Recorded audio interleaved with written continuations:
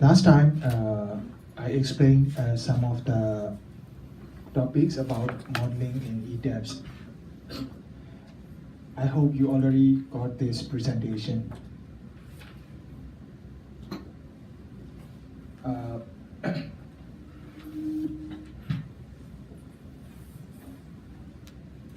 Okay, these are the materials properties that you have to use when you model in ETABS.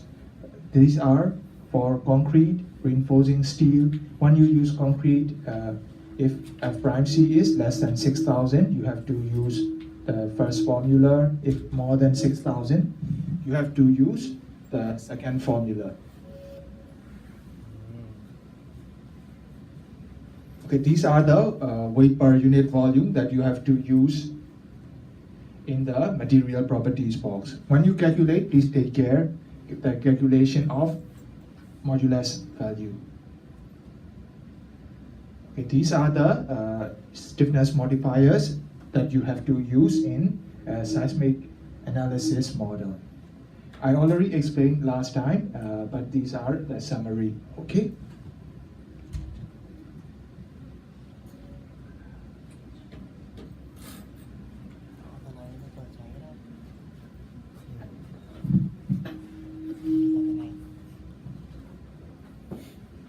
Let me explain again about the shear walls. When we model the shear walls, we will assume the crack section in the stiffness modifiers. That crack section is for in-plane flexure stiffness.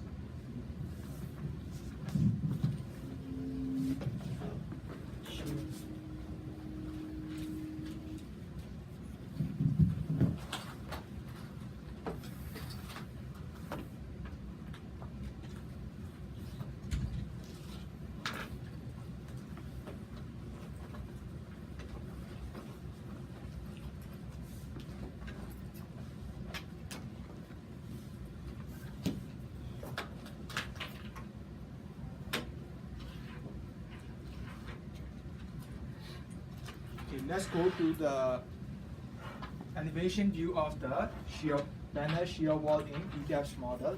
I want to explain about the local axis of the shear wall.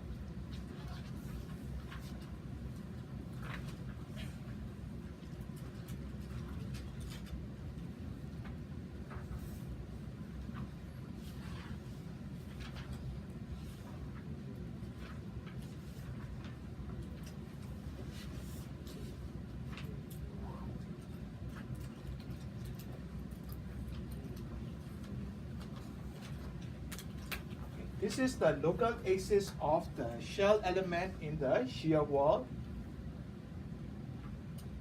For each element, default one is, local axis one is in the red color.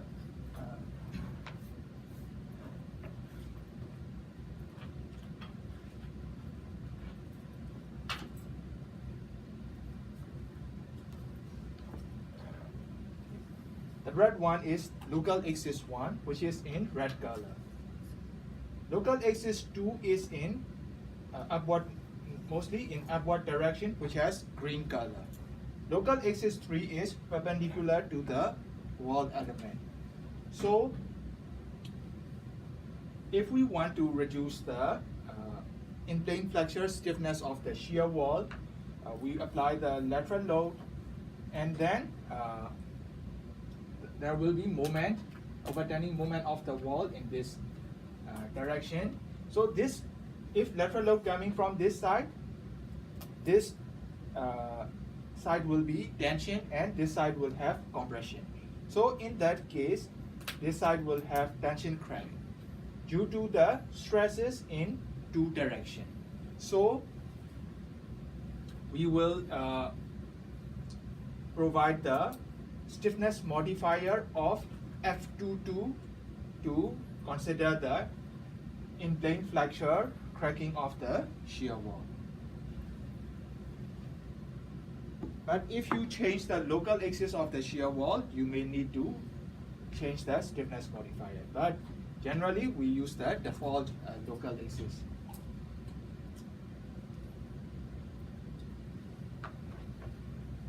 So you have to use 0.7 in F22.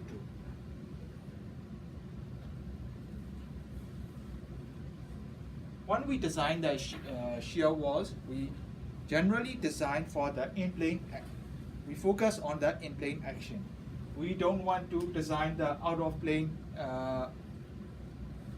action of the shear walls. So for the planar walls that I showed you, in that case, if we want to allow cracking due to the lateral loads in out-of-plane direction, we have to reduce the stiffness modifier of out-of-plane direction as well.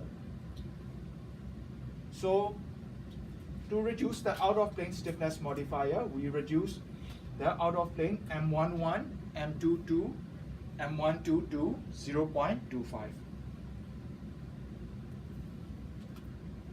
Here, out-of-plane direction means M11 means bending moment due to the stresses in one direction, not the bending moment about one axis. So if this one is the shear wall, M11 is in this direction, not moment about one axis, not this one. One is this one. Due to the stresses in this, bending stresses in one direction, the shell will bend in this one. If you consider M22, this one will be moment due to the stresses in two directions. So this one will be this direction bending moment. So we have to reduce M11, M22 and M12.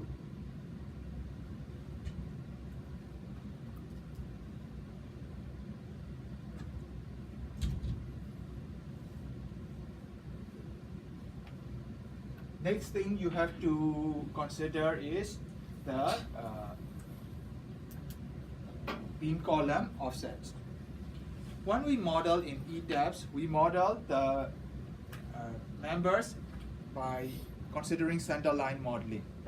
So there will be overlap area between the at the joints of the columns and beams.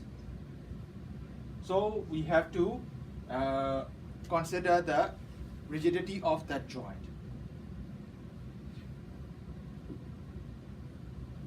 And also we can consider the insertion points, end length offsets and end releases. For insertion points means if we model the beam and column and we want to rest the beam at the edge of the column, not the center of the column, so you can apply the insertion point. And another one is end offset. End offset I will explain later. End releases is if you want to release the moment at the end of the beam, especially in the steel structure, if you want to provide only shear connection, not moment connection, you can release the moments. For coupling beams,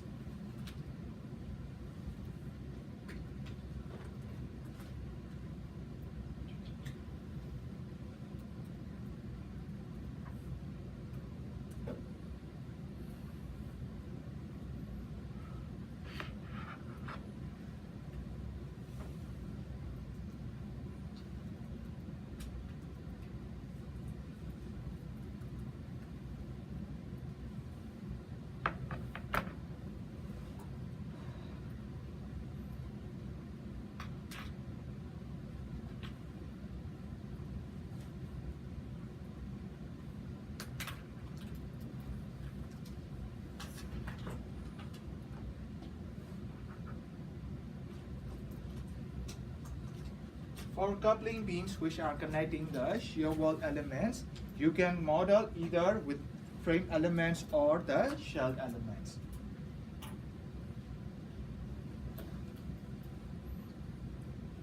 Okay, let me explain about the end length offset and the rigid zone factor. When we model, the fault option will be center to center of the beam and column. But when we design the bending moment or shear, bending moment of the beam, we do not design the bending moment occurred within the joint. We design the bending moment starting from the face of the support. We see the bending moment diagram and check the bending moment at the face of the support and within the span. So if we do not apply the end length offset, the program will, when you do the design in the program will consider the bending moment occurred from center to center. So it sometimes, not sometimes, for the continuous beams, for the gravity load, you will have a large negative moment at the support location. In that case, you have to consider at the edge of the support, but the program will consider from the center and you will get large bending moment. So to avoid that large bending moment at the center, you have to assign the end length and offsets in the model. You can assign those end offsets automatic from the connectivity. I will show you sample here. For example, for this beam and column, I select and then go to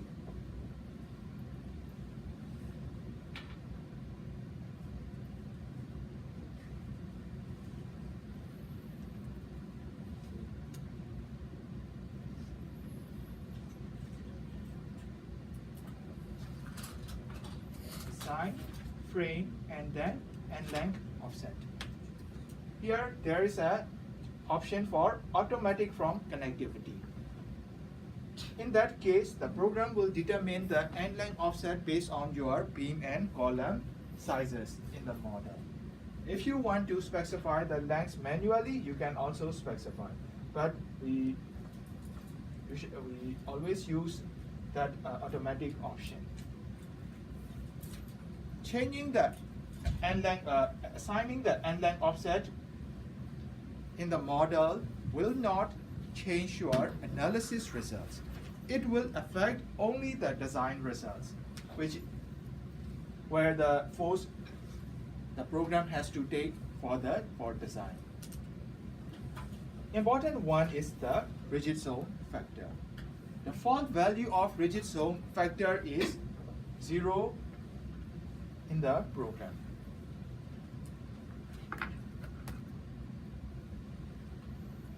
Here, if you consider the rigid zone factor 0, the program will calculate the length from center to center of the members. So when the program calculates the stiffness EI over L, it will use the total length L. So the stiffness of the members, beams or columns will be reduced because L is large. If we assign the rigid zone factor 1, rigid zone factor should be between 0 and 1. If you assign rigid zone factor 1, the program will consider the length from edge of the support to another edge of support. So this will be the clear length. So if you use rigid zone factor 1, the length in the stiffness matrix will become smaller. So if the length is smaller, the stiffness will be increased. For reinforced concrete structure, we do not use either 0 or 1 because if 0, there is no stiffness in the joint. But and also we cannot assume that the joint is fully rigid. So we use 0.5. So it will be this center to this center. So the length considered in the stiffness matrix will be from the center between the length of the center line, the center node and the edge of the support. If you want to calculate those rigid zone factors in ASCE 41, there are detailed procedures based on the moment capacity of the beams and the columns.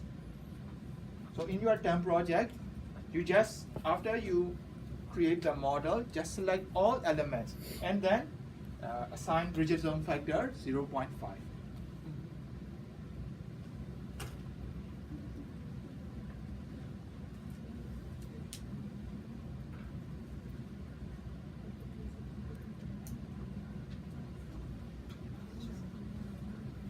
Another one is damping. Under seismic load, the building will have, for strong earthquake, the building will have damage in structural components as well as non-structural components. Due to the damage and yielding of the components of the building, so the damping will be increased. Generally, in code-based design, we use 5% of critical damping in the in all the modes.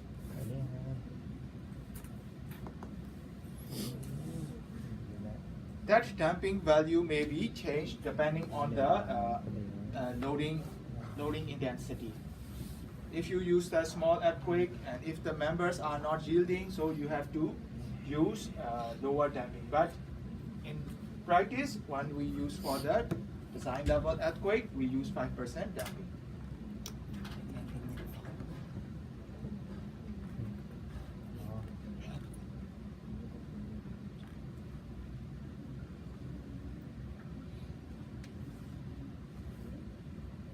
For in code-based design, these analysis procedures what that we normally use for the tall buildings.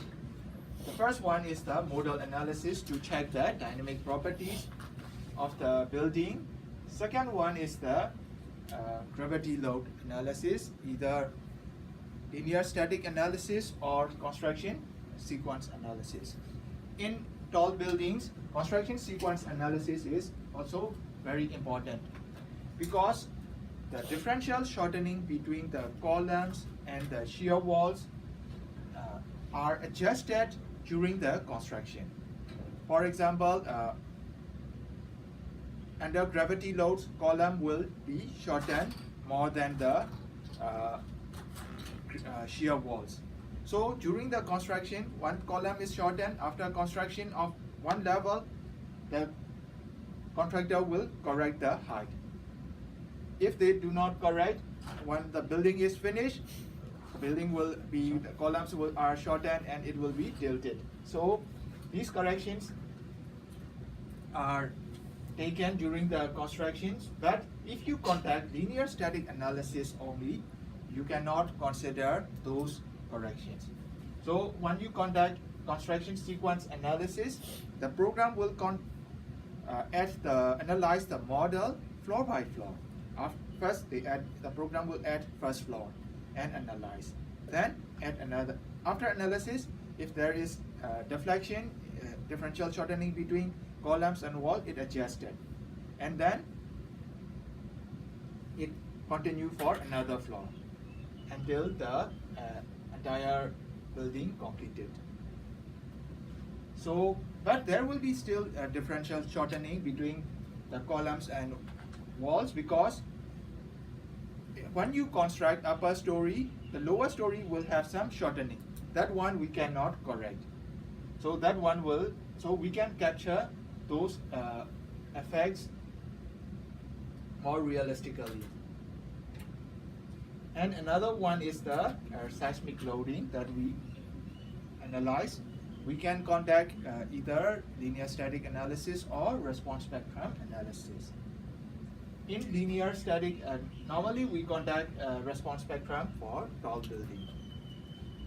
Linear static analysis is just for getting the design base shear and scale the response spectrum analysis results to response spectrum base shear to match with the linear static base shear. And the last one is the wind loading. Wind loading, we conduct linear static analysis only. We apply the wind forces in each story of the model and conduct the analysis.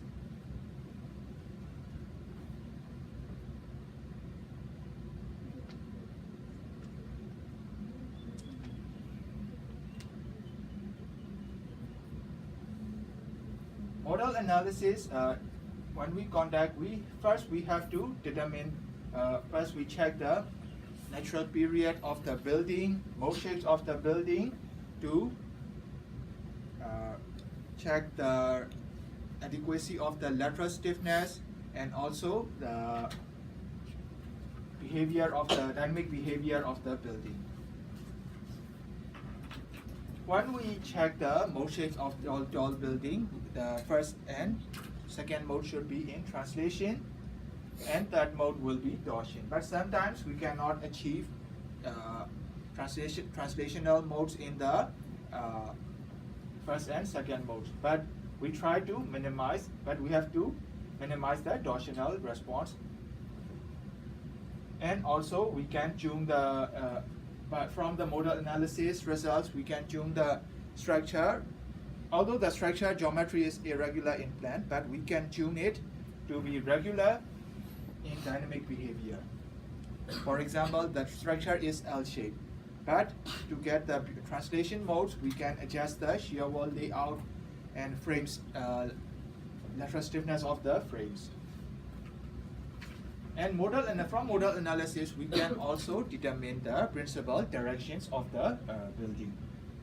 Normally, we consider 100% of the dead load and 25% of the live load as a mass source.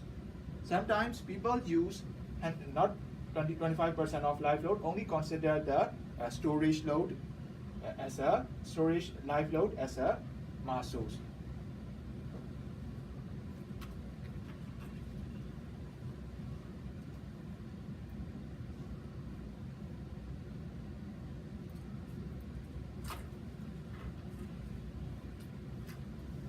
This is the sample analysis results from model analysis of, I think, around 40-story building. This is the typical floor plan. Here, from the elevation view, we can see this is the mode 1 in y direction, mode 1 in x direction, y direction, and this is mode 2 in x direction, and this one is mode 3 in torsion. So mode 1 is about 5.19 second, mode 2 is about 5.13 second. Normally, this is the first translation mode in y direction, and second translation mode in y direction will occur in fourth mode, but in this mode shape pattern. So it will be, and then it will go to another third translation mode in y direction may occur at 7 or 8. In tall buildings, not only the first mode, also these higher modes are significant. So due to the higher modes, for example, this kind of bending of the building or shear wall, so you can have large moment in the shear wall around at the mid height. In normal low-rise or mid-rise building, when we check the shear wall moment, we will get the maximum moment at the base of the building, like a cantilever. But here, you cannot expect on the maximum moment, and moment is reduced along the height. You cannot expect. There might be increased or large moment at the around the mid-height of the shear wall. So when we design the shear wall, we have to provide the confinement not only near the base, but also near the mid-height of the wall. There might be flexure yielding around mid-height.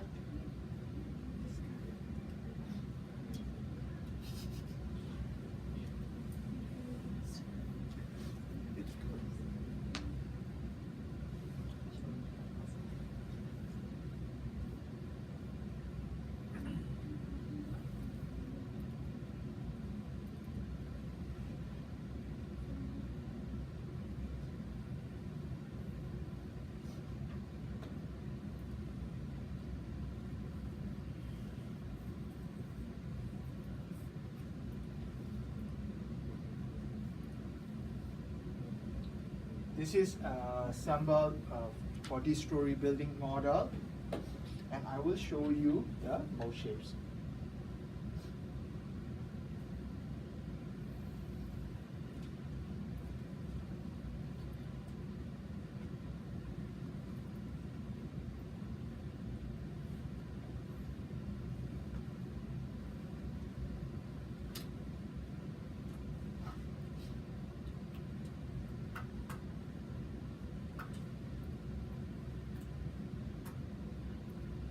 You can see the mode shape.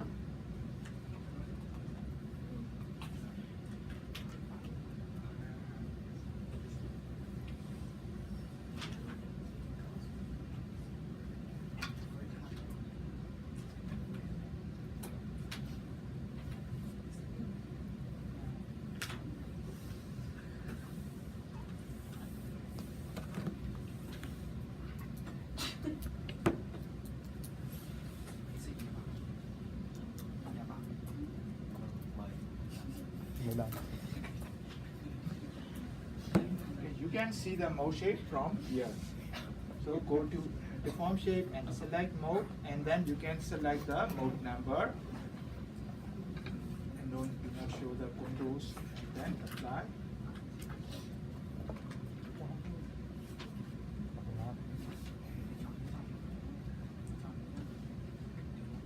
And you can see the animation. In this building, the first mode is in X direction.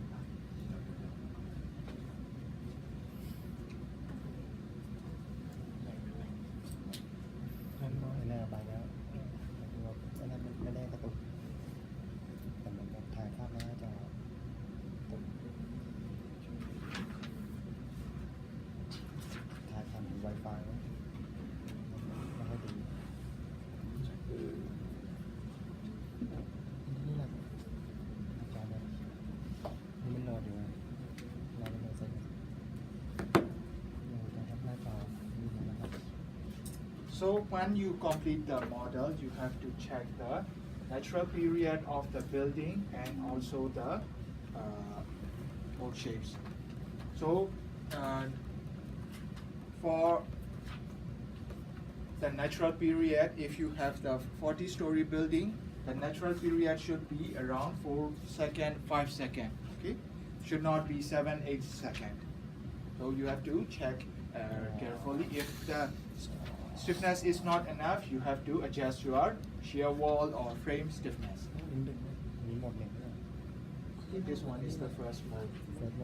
And also you need to check the, you can check those modal properties in the table form.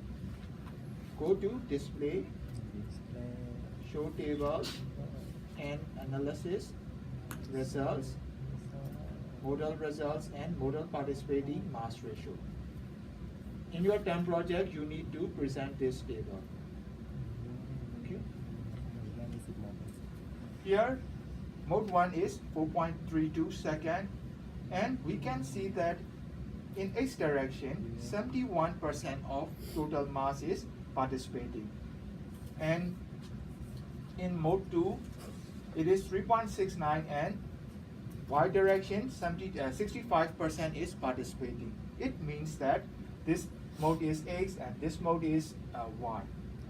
We can also check like that, not only from the graphic. An important thing is, when you sum all mass percentage in X and all mass percentage in Y, this should be more than 90%. Okay. So here I analyze until 18 modes. So in your building, if you do not have, if you do not get this more than 90%, you have to increase the number of modes, maybe 20 modes or 25 modes.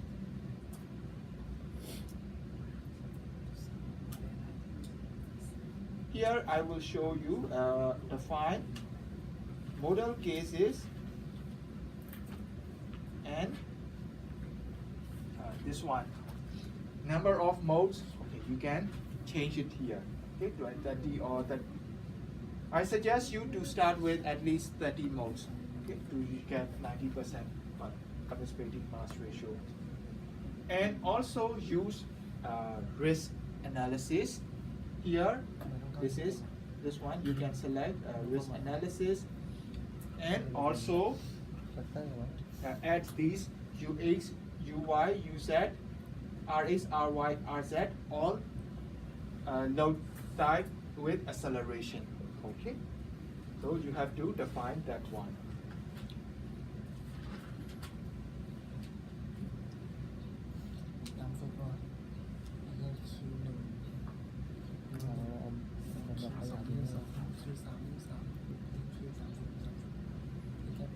Another analysis is wind analysis.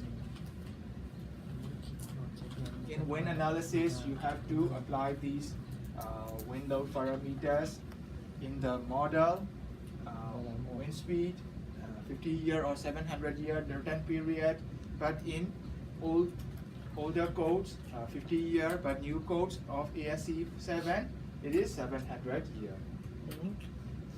The value that I gave you is for 50-year wind speed. And exposure type, if it is in the city or open terrain, exposure types we have is B, C, D. D is open. D is in the city.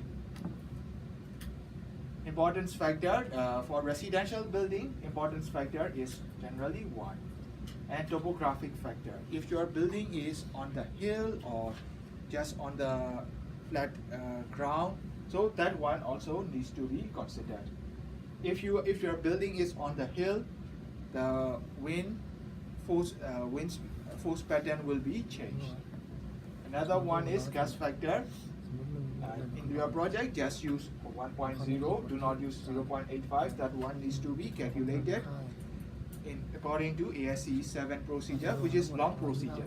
But you just use 1.0 in the meantime. And directionality factor you can get from the code. Wind watt and leeward pressure coefficients. That one, default values are 0.8 for wind watt coefficient and 0.5 for leeward coefficient. But if your building is very long, your building plan is very long, so the values, the leeward coefficient may be changed. And design load cases, those things you have to consider. Okay, this is exposure types.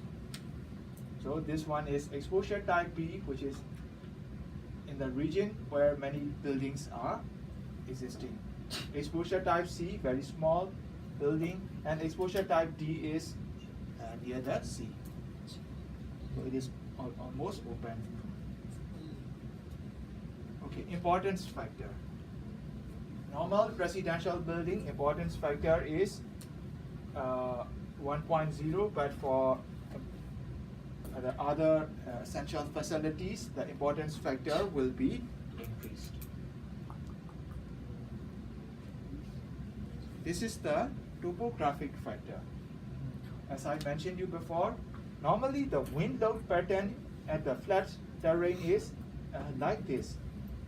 Okay, but when your building is on the ridge or on the hill, so the pattern is this lower portion is increased. So to consider this effect, we have to add the topographic factor.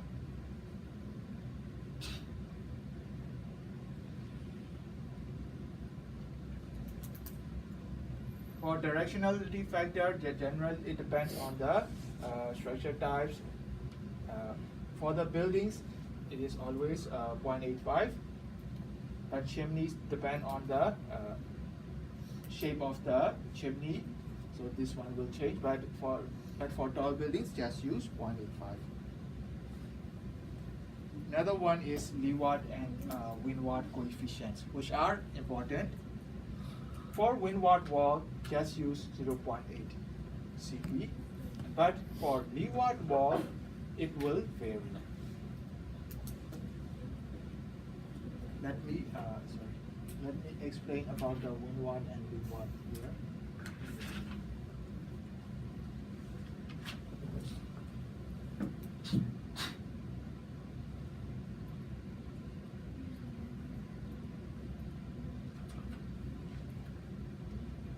In this building, when you calculate the windward and leeward coefficient for the wind in y direction, the wind is blowing from this direction.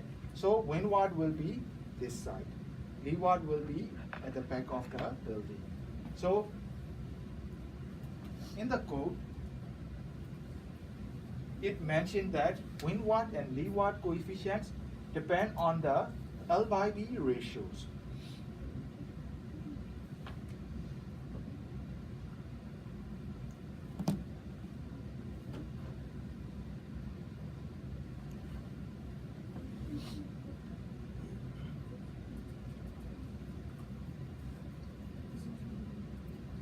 So L is parallel to the wind direction, okay, and B is perpendicular to dimension of the building, perpendicular to the wind direction. For example, if your wind is in y direction, L will be this length, B will be this length, okay.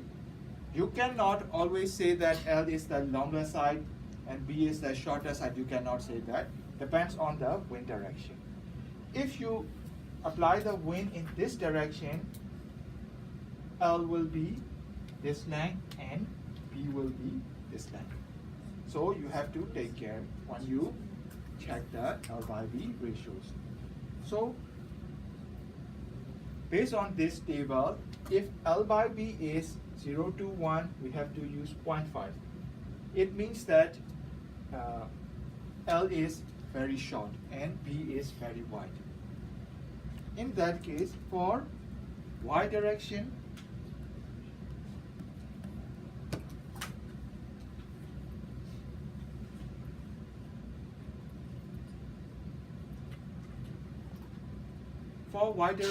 wind, that L is short and B is large, so L/B will be less than 1.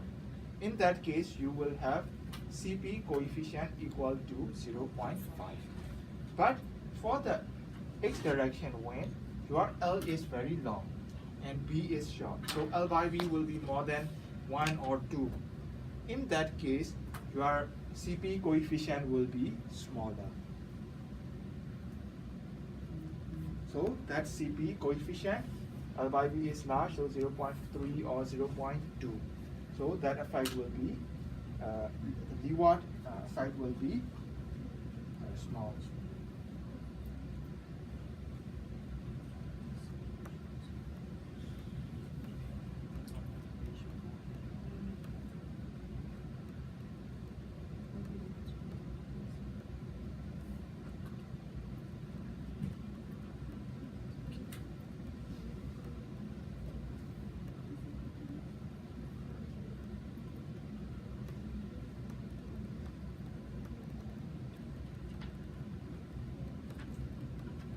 So in that, in the load patterns, you can define the wind loading, WX,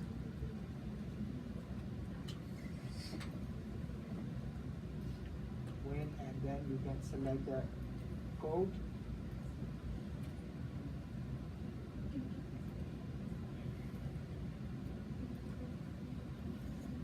Here, the program allows you to calculate the windward and leeward coefficients automatically, and also you can calculate based on the dimension of the building here. Okay, the default values are 0.8 and 0.5. But in the code, leeward CP is negative value, but when you import in the program, please use positive.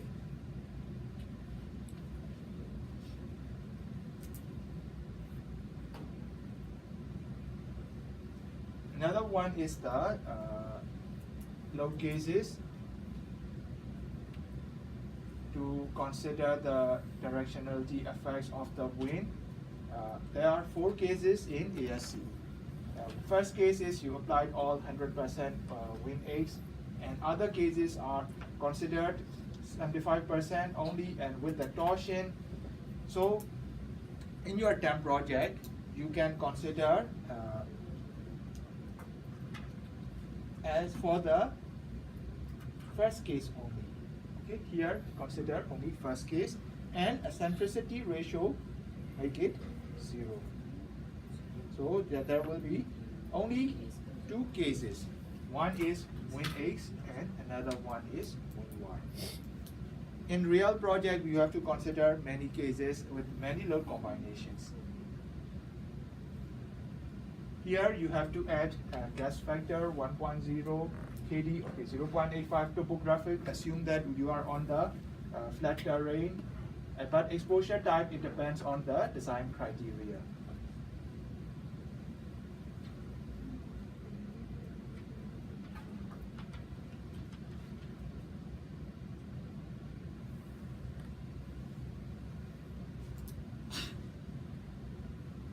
In wind analysis, we have to design for, we have to check for serviceability requirement as well as the ultimate design requirements. For serviceability check for tall buildings, we normally use 10-year return period for wind, 10-year return period wind speed for story drift and displacement check. But for acceleration check, 1 year or 5 year we use. But we will focus only on drift and displacement check in the meantime. So allowable story drift for 10-year return period wind is 0.4%. And allowable lateral displacement is h over 400. H is entire height of the building above the ground level. These limits you cannot find in the code. These depend on the engineering judgment, and some people, they may use lower than 0.4%. It also depends on the cladding designer. If the cladding designer doesn't allow too much drift, not to prevent the damage of the cladding, maybe, okay, let's say 0.25% only, so you have to satisfy that 0.25%. But in your TEM project, you are applying 50-year return period wind speed. So your results needs to be converted to 10-year return period wind speed, drift and displacement. So after you analyze the building, and when you get the displacement and drift results, just multiply with 0.55 to convert it to 10-year return period drift and displacement. Okay, please note down 0.55. That one you can find in ASCE 705 table.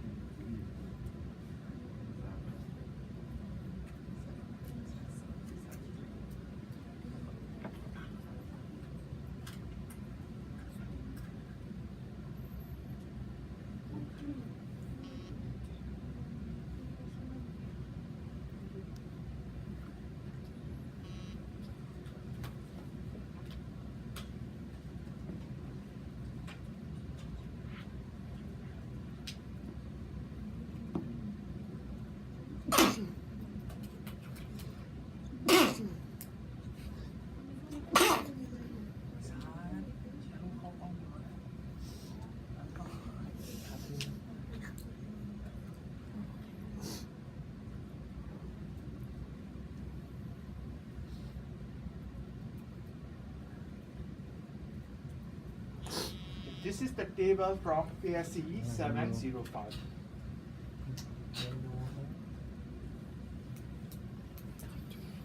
Okay, for if you have the 50-year return period, wind speed is, for example, hurricane region, the factor to convert that return period is 1.0. So it means that 50-year no need to convert. But if you want to convert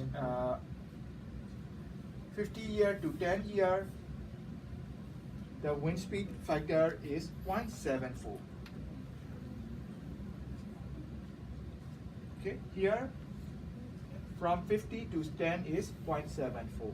So to convert that wind speed, you have to, for example, if the wind speed is 100 miles per hour in 50-year, 10-year wind speed will be 74 miles per hour. But when you convert the displacements or force or drifts, you cannot use that factor directly.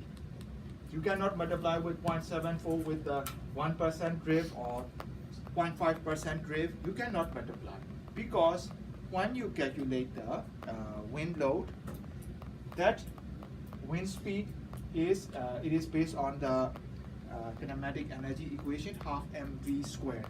So v is under square. So you have to make square 0.74 square. So which will be around 0.55. That's why I asked you to multiply with 0.55 in your displacements and drift values of 50-year return period.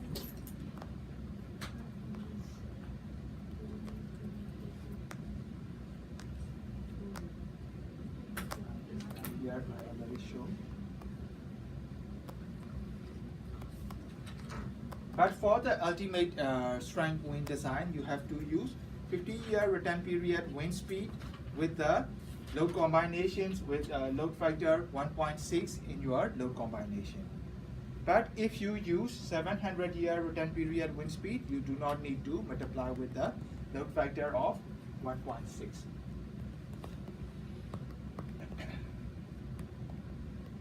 Another one is the seismic analysis. In seismic analysis, we design the building to allow damage under strong earthquake. For example, if let's say this y-axis is seismic force, and this axis is lateral displacement or roof displacement. If the building is behaving elastically, this line will be straight. If the force increase, the displacement will increase linearly. Okay. For example, VE is the elastic base shear, and delta E is the elastic displacement. So if you just design with the building without divided by R value, so you will have the elastic base shear, and you will have the building will behave elastic under elastic displacement. But when we design, we do not design this one. We divide by R factor. Okay, we divide by R factor.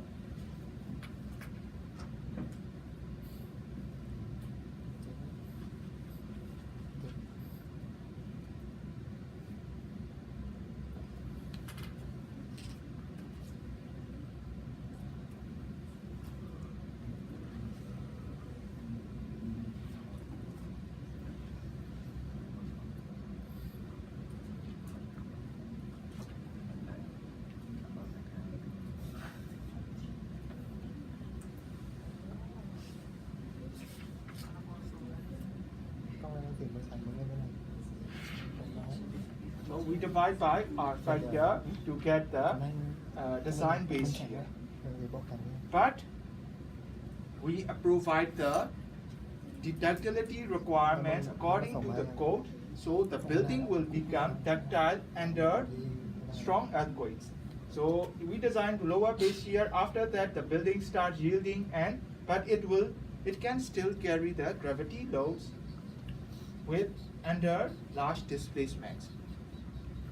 So this is the this is the seismic design procedure that we use in normal buildings.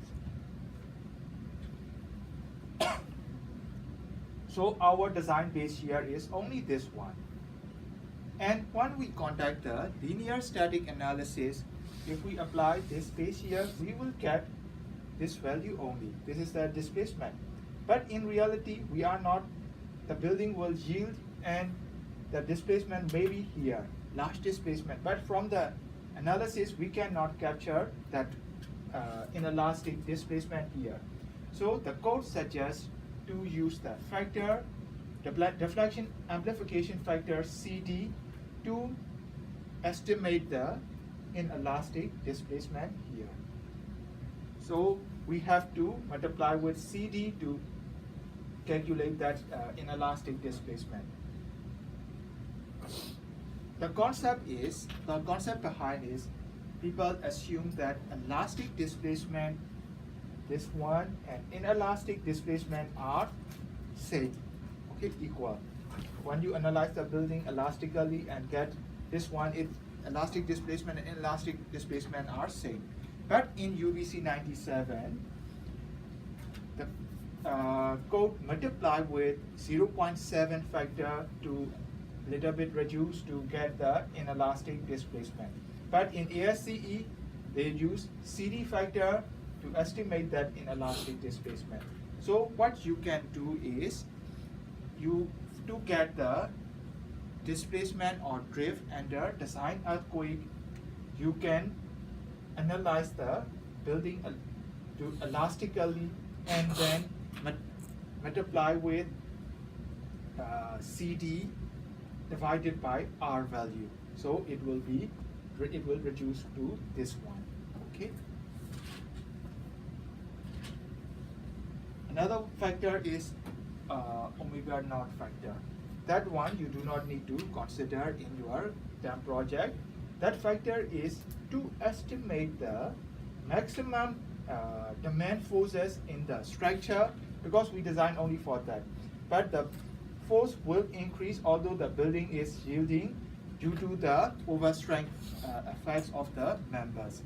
For example, when we design the building, we have some margin of safety. For example, the demand moment is 500 kilonewton meter, but we may provide 550 kilonewton meter or some large axial capacity or shear capacity. So those things will increase the base shear demand. To estimate that one, we have to multiply with omega naught. Omega naught is approximately 2.8 in the code. So when we use this, when we will use this factor, if we have the transfer systems like the column is resting on the transfer girder, in that case, that transfer girder needs to resist the largest force occurred during the earthquake. That transfer girder should not yield under strong earthquake. If that yield, the column resting on that girder will be problem. So that transfer girder, to design the transfer girder, we have to multiply the design forces with omega naught. Not only transfer girder, the columns supporting that transfer girder through the foundation needs to be multiplied with omega naught. That is important if you have the transfer system. Another one is diaphragm design. The floor slab diaphragms to transfer the inertial forces to the shear walls or lateral load resisting frames, you have to use that omega naught factor, because those inertial forces are the origin of the seismic force. So those forces that those slabs diaphragms needs to transfer to the lateral load resisting component. If they fail So if in case if they failed, they cannot transfer the forces. So we have to multiply that omega naught in the design of diaphragms.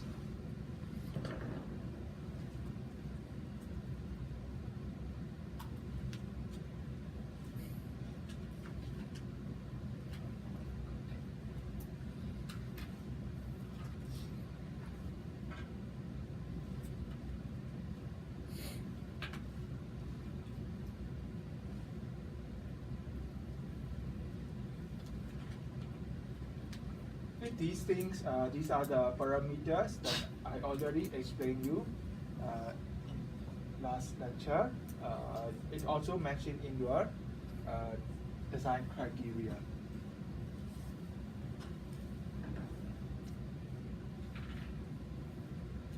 These are the equations coming from the ASCE 7 guidelines.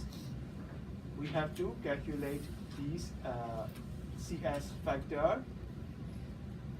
This is acceleration factor, and use that CS multiply with the seismic weight of the building, you will get the design base shear. But in program, it will automatically calculate that CS factor using those seismic parameters, and you will get the base shear directly.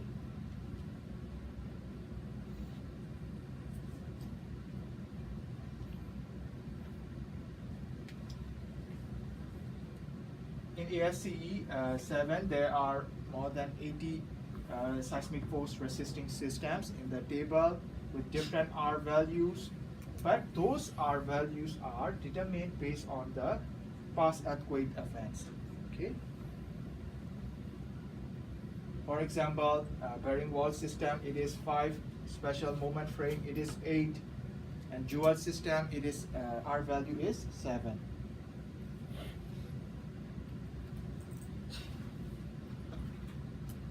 And also you have to convert this spectral acceleration values to based on the site class, which depends on the soil type, and then multiply with 2/3 to get the design spectral acceleration values. But these things the program will do automatically. You need to input SS, S1, and site class only.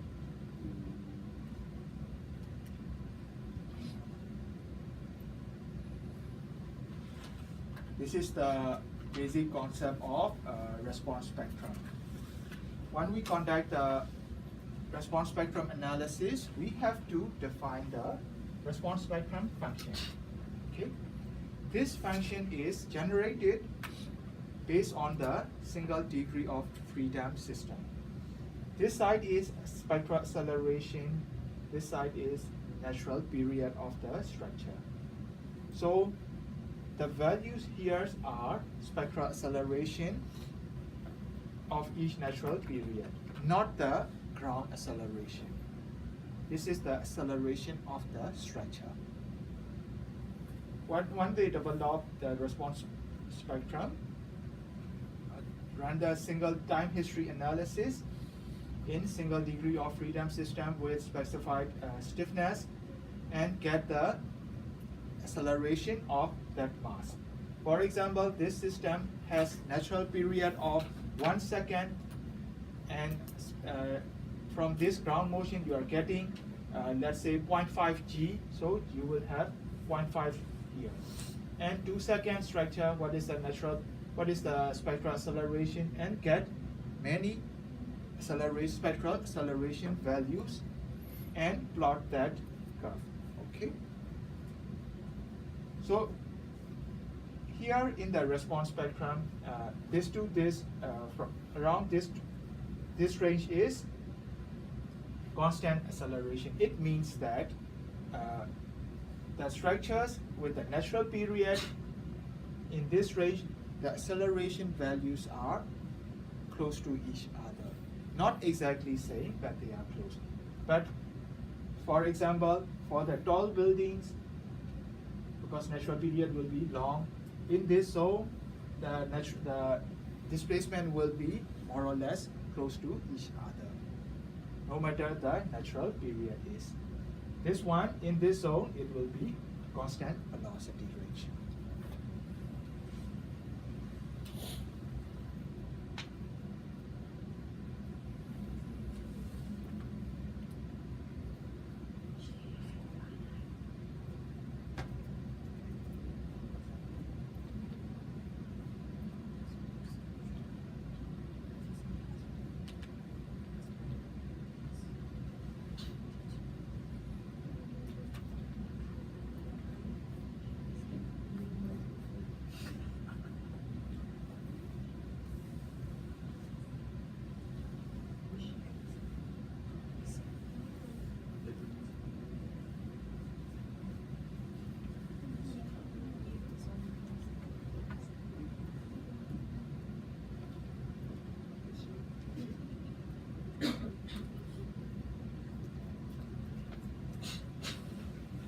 This is the response spectrum curve from ASCE 41. ASCE 7.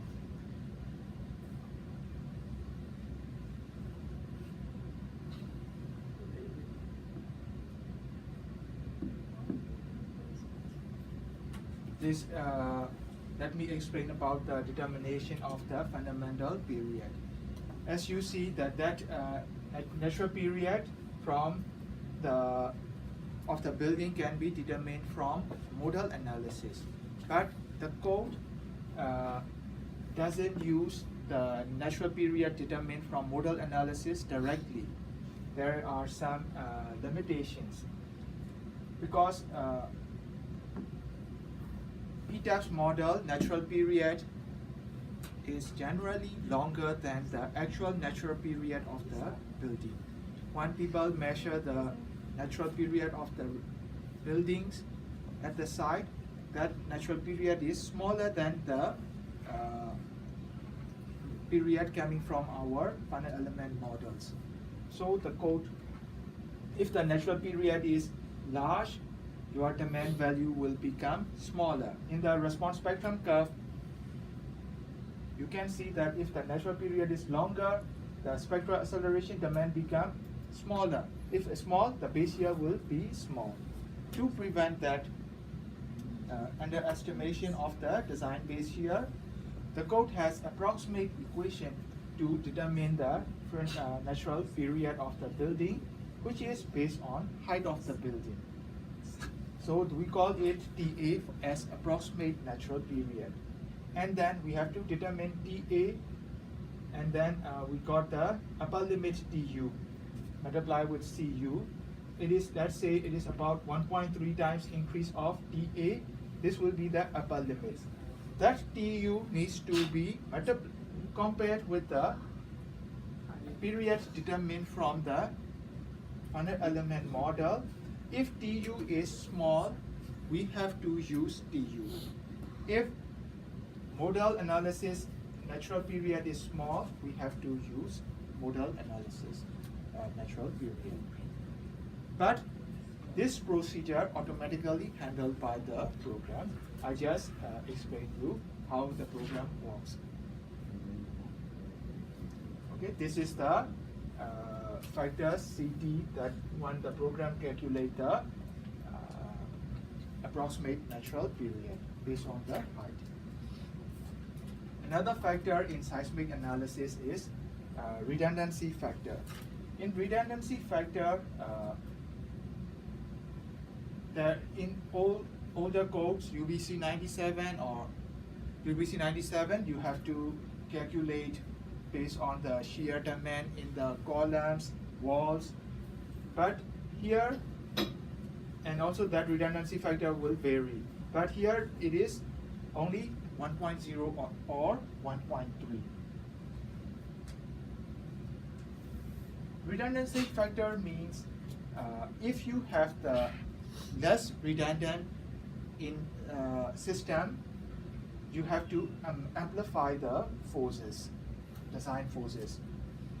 It means that you have few shear walls or columns. If that shear wall failed, the story strength will be significantly reduced. So the load path, the system cannot transfer that force to another member. So in that scenario, the redundancy is small. So we have to increase the redundancy factor to 1.3. Normally we have to use 1.3 factor, especially in steel buildings. Okay, if you have shear walls and dual system building, redundancy factor is generally 1.0. But in your term project, you can use 1.0, no need to use 1.3. But in the code, it mentioned in details, so you need to read the code. Okay, this is the code permission when you can use rho equal to 1.0. Okay.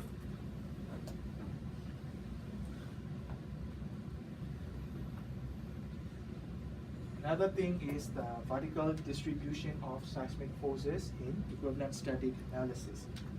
As I mentioned before, in seismic analysis, there will be two analysis procedure. One is linear static, equivalent static procedure, and another one is response spectrum analysis.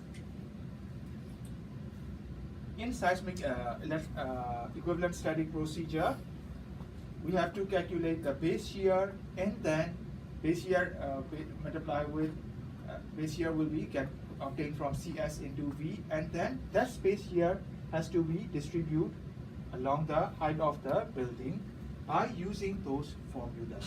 Fx is story at X level, so we have to calculate CVX. CVX depends on the weight and also the height and K factor. K factor becomes 2 when your building is taller. That K factor intention is to consider the higher modes effects, but it cannot capture properly for the tall buildings. Although the code implement, but it cannot be suitable for tall buildings, because tall buildings higher modes are very significant, and you should run at least response spectrum analysis. Okay, from that equation, we will have roughly inverted triangular load pattern to analyze the building. Important thing is this force pattern doesn't have any particular meaning. Okay? Under earthquake, the seismic force will not come in this pattern. This is just for our design purpose. Because under earthquake, you will get the forces from the mass multiplied with acceleration of that story. So under earthquake, ground is shaking, and this mass will multiply with the acceleration will generate the force. Based on this pattern, let's say mass is same for all floors. This level acceleration is smaller than the upper level, and upper level is the largest one. It is not like that. When you see the acceleration plot of the building in the lower level, they are close to each other. But okay, at the top few levels, acceleration may be high, but in the lower level, the accelerations are almost same. So inertial forces are equal, but for the design purpose, using equivalent static procedure, we use that artificial load pattern. Important thing is seismic load is depending on the time as well. This floor will have large acceleration in 5 seconds, and this floor may have highest acceleration in 10 seconds. So acceleration in those floors may not occur, maximum acceleration in those floors may not occur at the same time. So this equivalent static procedure, that loading pattern doesn't have the particular meaning. It's just for design purpose.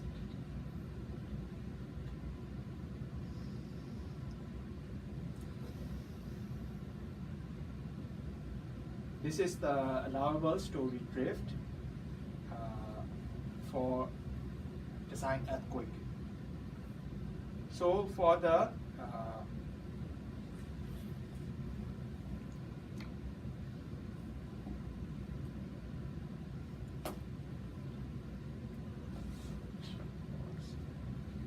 so mostly here. Okay.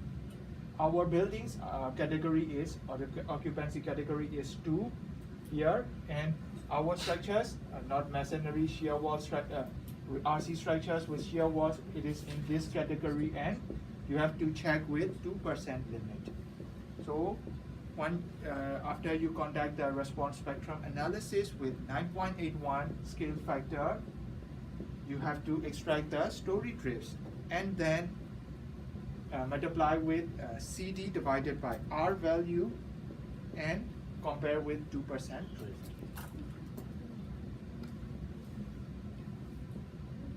Okay, let me continue the response spectrum analysis.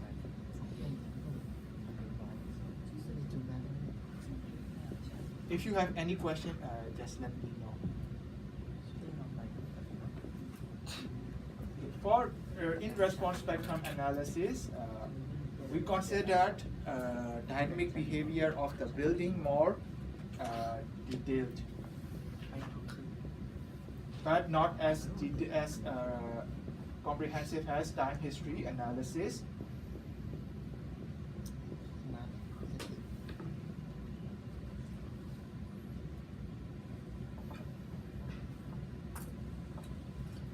As I already explained, the building accelerate building forces. The forces are coming from mass and acceleration. An important thing in the response spectrum analysis is the program, the method determine the load pattern based on the mode shapes model analysis results of the building from your model analysis.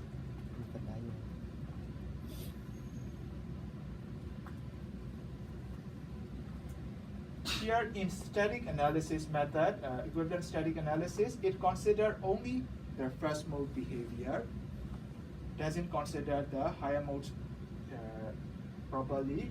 But in response spectrum analysis, it's consider the higher mode shapes and determine the load pattern to be applied along the height of the building for each mode. Okay. It is like static analysis, but it analyzes many static equivalent static analysis with different load patterns, which are determined based on the modal analysis results. Okay, and then it combines the responses. It combines the responses using modal combination rules. For example, for each mode of free vibration, corresponding natural period is obtained. Okay, this is from modal analysis. And then, okay, I have to go to the response spectrum. Okay. So when you conduct the response spectrum analysis, you need the modal analysis, and you have 20 modes, for example. For first mode, your natural period is 5 seconds, so the program will determine the 5 second, go to the curve and determine what is the spectral acceleration at 5 seconds, and then get the spectral acceleration. And that acceleration is, let's say, 0.3 g. So you know the spectral acceleration and multiply with the mass in this mode, contribution in this mode, you will get the base shear for that mode. And same thing, another mode you determine, and you will get another base shear for that mode. So you will have If you have 20 modes, you will have 20 base year for each mode. Then for mode 1 base year, the program needs to, in that method, it needs to apply according to based on the mode shape pattern of that mode. So the program will calculate that pattern and then applied it. Not only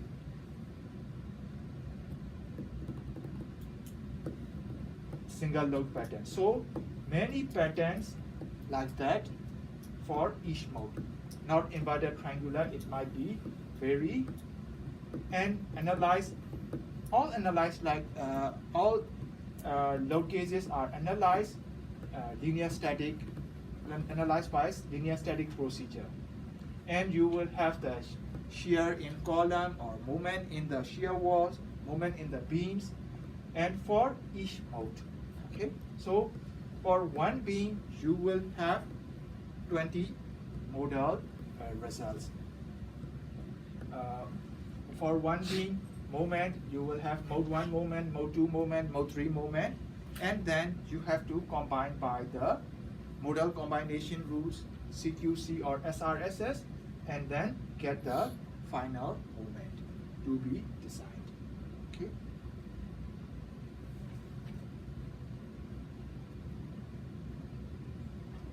So this is the explanation how the response spectrum analysis determine the member forces or overall response. Same thing for the displacement, it calculates for each mode and combined by the modal combination rules. In design process, first you have to run the equivalent static procedure, and you have to find the principal direction of the building. I will explain you in next slides.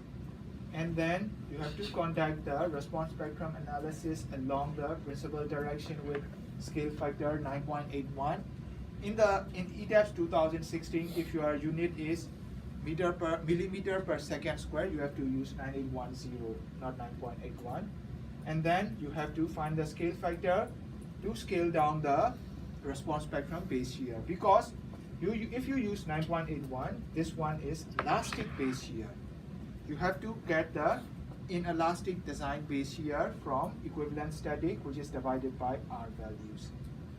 Then you have to find the scale factor and then rerun the response spectrum analysis and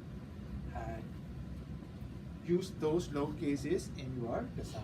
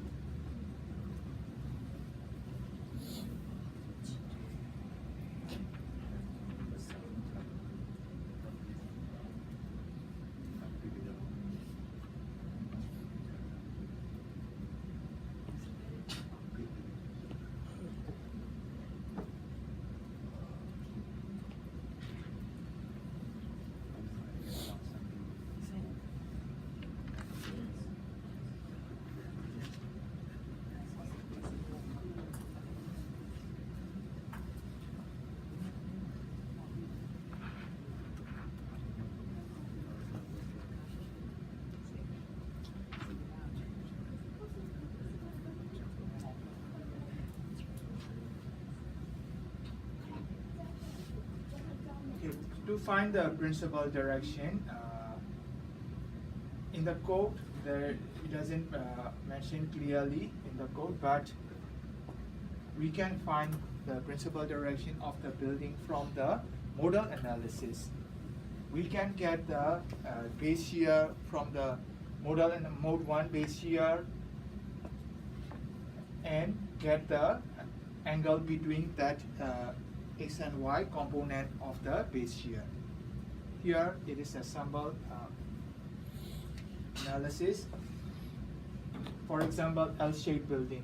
Sometimes we cannot get the pure translation in X and Y. In case the translation mode is slightly diagonal, we have to find the principal direction So just get the mode 1 base shear, but if it is diagonal, you will have Fx component and Fy component from your model analysis and get the angle between that resultant force. So you will get the principal direction of the building. It means that principal direction means if we apply the seismic load in that direction, we can get the maximum responses from our analysis. In reality, seismic loads will come in any direction. We cannot analyze the building for 360 degree, many load cases. We apply only earthquake in X and Y, and we design the building. So we should apply the earthquake load to get the maximum response, maximum bending moment or shear in the members. We have to determine which direction of earthquake load will give the maximum demand forces. So we have to find the principal direction and apply the earthquake force in this direction. Another earthquake will be 90 degrees to that direction. This is the principal direction that we need to find. Okay. But if you get the mode shapes X and Y translation, principal direction will be 0 and 90 degrees. Another one is directional and orthogonal effects. In reality, the seismic forces will act principal direction of the building simultaneously, X and Y simultaneously. When we analyze the building, we analyze the earthquake force X separately, Y separately. But in reality, it will come together. But the maximum intensity will not happen at the same time. For example, the ground duration is 20 seconds. At 5 seconds, acceleration in X and in Y will not be the maximum. So there are the rules to combine those effects. Normally, we applied 100% in one direction and 30% in another direction in the design load combinations.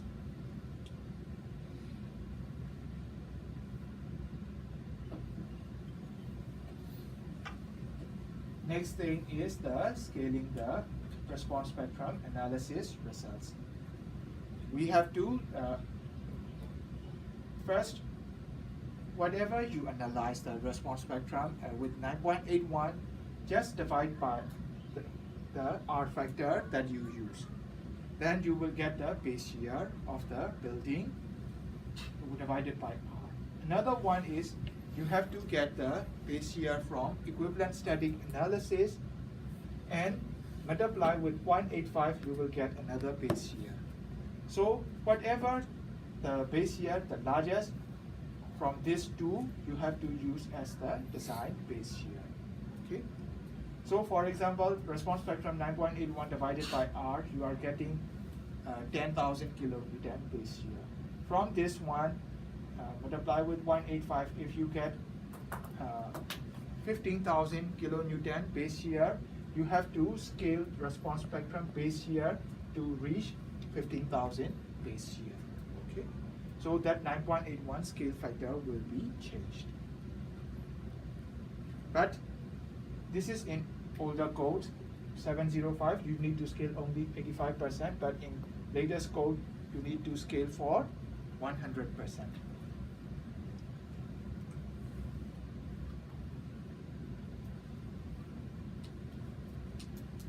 Another one is accidental torsion.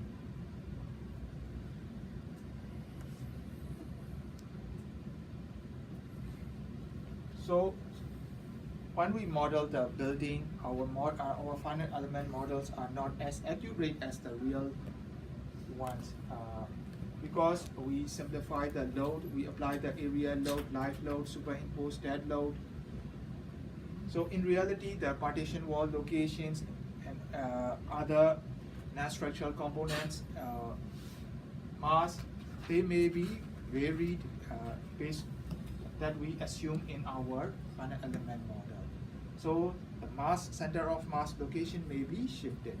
To consider that effect, we applied the accidental torsion in our seismic analysis.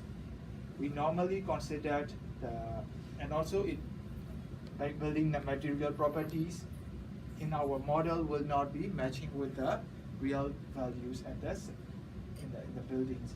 So we considered that accidental torsion of 5% of eccentricity of center of mass in our model to consider that effect. Another one is the amplification of the accidental torsion. If your building is very irregular, torsionally irregular, you have to amplify that 5% with this factor again. For example, if this factor is 1.2 or 1.3, you have to multiply with 1.3 is 1.3 with that 5%, so maybe so maybe 6.5% like that. These are the horizontal irregularity criteria from the code. I will not explain these things in detail. But when in your term project, you just consider 5% accidental torsion in your model.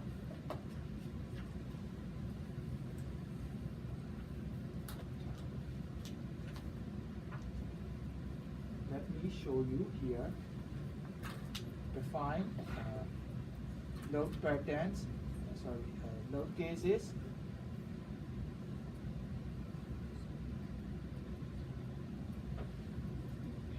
Add new load case. Okay, let me show you response spectrum.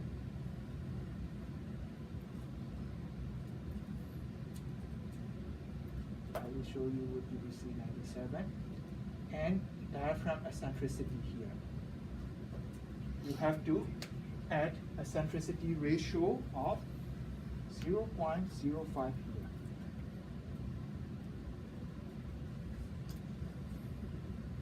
Okay, to consider the accidental torsion in your analysis model.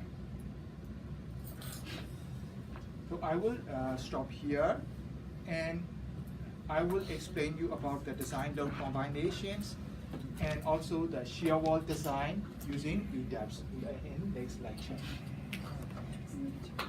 Do you have any question?